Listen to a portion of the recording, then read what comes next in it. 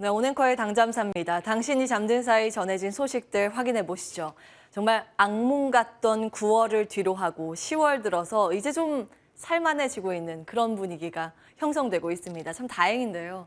어제 아시아 주요국은 거의 다 또 날아오르는 모습 동반적으로 나타났죠. 참고로 중국 증시는 이번 주 내내 국경절로 휴장입니다. 9월 제외하면 우리나라, 대만, 일본 니케이 지수 다 급등했습니다. 특히 우리나라나 대만 같은 경우에는 지수 기여도가 높은 쪽이 반도체라는 거 다 이해하실 텐데 사실 최근 전 세계 증시 상승의 그 이면의 특징 중 하나를 꼽으라면 반도체 상승이라는 점이 눈에 띕니다. 니케이 지수도 급등을 했는데 그 배경 중에 하나가 또 반도체의 강세입니다. 이틀 동안 일본 증시가 올랐는데요. 반도체의 상승세가 심상치가 않습니다. 자, 지금 미국도 마찬가지고 전 세계 증시에서 반도체의 강세를 보이고 있다. 이것은 한 기업의 문제가 아닐 가능성이 있겠죠. 반도체에 무슨 일이 벌어지고 있는가 마지막 장으로 체크를 해볼 거고요. 시장 이야기를 이어가겠습니다. 자, 최근 시장의 이 상승 에 힘을 더해줬던 건 금리 급락이 있다라는 점 체크해드렸죠. 딱 요 그래프를 뒤집어 보시면 증시라고 이해를 하시면 됩니다. 그동안 10년물 국채 금리가 급등을 하면서 시장 압박하면서 딱 이 정도 수준으로 시장이 내려왔는데요. 최근 들어서 변화의 흐름이 나타나고 있죠. 어제 말씀드린 것처럼 영국이 힘을 더해주고 있는 상황입니다. 먼저 영국의 중앙은행이 긴급 국채 매입을 하면서 1차적으로 급락을 했었는데 그리고 나서 이거 가지고 되겠어? 지금 감세인데 상충되잖아라는 의심이 나오자 즉각적으로 영국 정부는 감세 전체는 아니더라도 부자 감세 이 일부는 우리가 양보해 줄게라고 발언이 나왔고 영국의 국채금리뿐만이 아니라 미국의 10년물 국채금리 따라서 내려가는 모습이 나타났습니다. 그리고 나서 여기까지는 어제 말씀드린 스토리죠. 이 이후에 국채금리가 더 내려갔는데요. 우리 시장 장중 거래됐을 때 더 떨어지면서 상승폭이 장중에 더 높아졌다는 것을 확인해 보실 수가 있습니다. 이 호주에서 베이비 스텝을 밟았죠. 사실은 예상을 하기로는 호주 중앙은행 이번에 50bp 빅스텝 밟을 거야 라고 예상을 했는데 실제로 발표된 수치는 25bp였습니다. 이만큼 긴축 강하게 나올 것 같은데 이 정도 나왔구나. 좀 약해지고 있구나. 호주 중앙은행뿐만이 아니라 다른 국가들도 이와 비슷한 경로를 밟지 않을까. 일종의 피봇이라는 이야기가 어제 굉장히 많았습니다. 피봇이라는 단어는 사실 이제 운동에서 쓰는 단어거든요. 한 중심축을 중심으로 해서 몸을 트는 것을 피봇이라고 합니다. 연준 피봇이라고 많이 들어보셨을 텐데요. 연준이 강한 긴축에서 약한 긴축으로 이렇게 선회할 것이다. 이런 내용입니다. 그 근거가 되고 있는 것들이 하나하나 발표되고 있습니다. ISM 제조업 지수가 그중에 하나인데요. 50.9% 이번에 발표됐습니다. 예상했던 건 한 52, 그 이상 나올 거라고 예상을 했거든요. 그거보다 제조업 지수가 안 좋다라는 걸 의미하죠. 이게 세부 항목을 보시면 신규 주문이 마이너스 4.2% 나왔고요. 고용이 마이너스 5.5% 나왔습니다. 시장은 이렇게 해석하기 시작했습니다. 연준 금리를 올리더니 이렇게 수요에 영향을 미쳤구나. 연준의 그 금리 인상 긴축이 이제 먹혀 들어가기 시작했구나 이렇게 시장은 해석하고 있습니다. 이 다음으로 공개됐던 게 졸츠라고 구인 구직 비율이 발표가 됐죠. 한 10% 그것도 줄었습니다. 마찬가지의 흐름이고요. 그러면서 CME 페드워치의 시각도 지금 바뀌고 있습니다. 보시면 이제 연준이 어떻게 경로를 가지고 가면서 금리 인상을 할 것인가를 나타내는 표인데요. 내년 말 정도 되면 4.25% 기준금리 나올 것이라는 베팅이 나오고 있습니다. 이게 일주일 전만 하더라도 두 칸 뒤 이쪽이었거든요. 근데 이게 낮아졌다라는 것은 즉 어떤 것을 의미하는가. 일단은 강하게 긴축을 한다. 금리 인상을 하는데 그 이전에는 그 높은 기준금리가 쭉 이어지거나 한 번 더 올라갈 것이라고 예상을 했었는데 그 올라갈 것이 아니라 내년 말 정도 되면 금리 인하도 나올 가능성이 있구나. 연준이 이렇게 선회를 하는 피봇이 나올 가능성이 있구나. 이렇게 장기 관점으로 돌아서고 있습니다.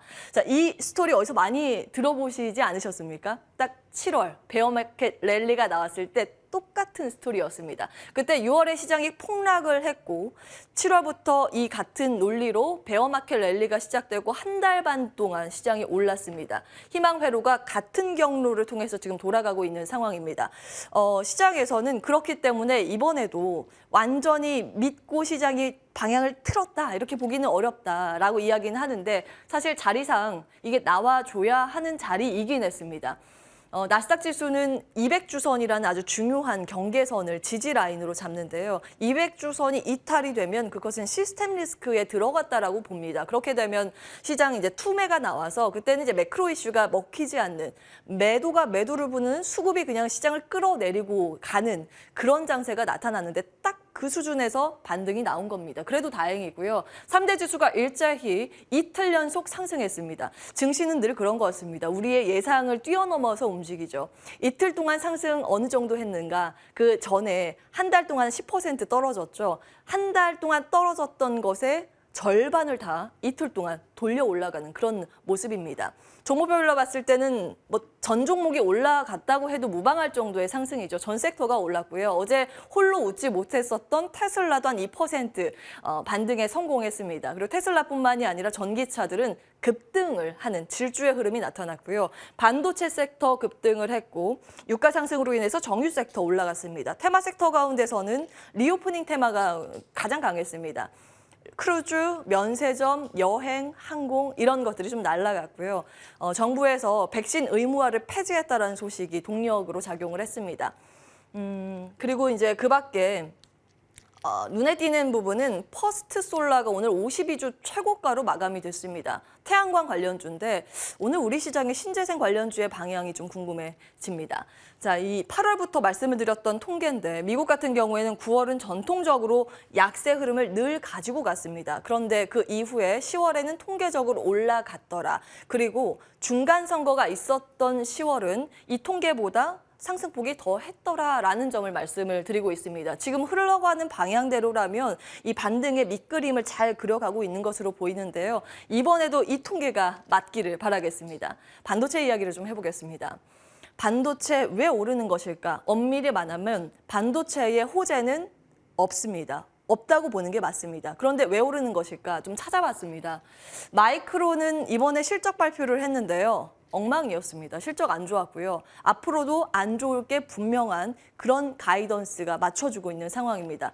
자, 그런데 사실은 경기가 안 좋고 반도체 업황 안 좋고 이거는 우리가 다 아는 내용이지 않습니까?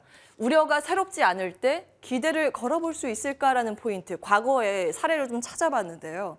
8월 반도체 생산 우리나라 기준으로 14%가 급감했습니다. 어제 좀 전해드린 내용인데 지금 그래서 삼성과 SK는 재고 소진에 한창 열을 올리고 있습니다. 그리고 마이크론이 실적을 안 좋게 발표했지만 그 이후에 컨퍼런스 콜에서 이걸 같이 발표했습니다. 케이펙스 내년에는 줄일 것이다. 이게 딱 2018년도에 있었던 스토리인데요. 보시면 삼성전자, SK하이닉스, 마이크론 2018년 4분기에 실적 공개하면서 컨퍼런스 콜에서 이를 같이 발표를 했습니다. 삼성전자는 추가 증설 없을 예정이다. 하이닉스는 금액 40% 축소할 것이다. 마이크론은 캐파 감소시킬 것이다. 예, 똑같은 내용이죠. 설비 투자, 증설에 대해서 증설을 안 하거나 줄이거나 이걸 발표했습니다. 자, 이것은 이걸 의미하는데요. 반도체 생산을 줄이고 그동안 못 팔았던 것, 재고들을 털어내고 재고가 다 털리면 그 이후에는 가격이 오르겠구나. 지금 당장 오르지 않고 시차를 두고 나중에 오르겠지만 그 기대감을 일단 반영시키자라는 부분이 삼성전자를 통해서 확인해 보실 수 있습니다. 2018년도에 이렇게 내려가는 주가의 흐름이었는데요. 2018년도 4분기 딱 여기죠. 이를 저점으로 1년 동안 삼성전자의 주가는 올랐습니다. 물론 그때와 지금 매크로는 상황이 꼭 같지는 않습니다. 그때는 요 부근이죠. 예, 요 부근에는 미국의 긴축이 마무리되는 단계고 우리는 이제 긴축이 한가운데에 있기 때문에 그런 점은 다릅니다. 시장의 판단이 어떨지 궁금하고요. 최근 이제 마이크론 테크놀로지가 실적 공개하고 지금 바닥 대비 한 10% 올라와 있습니다. 시장은 어디에 초점을 맞추게 될까요? 새롭지 않을 우려에 초점을 맞추게 될까요? 기대감으로 희망 회로를 돌리게 될까요? 투자 의견 궁금해집니다. 자리 옮겨서 의견 받도록 하겠습니다.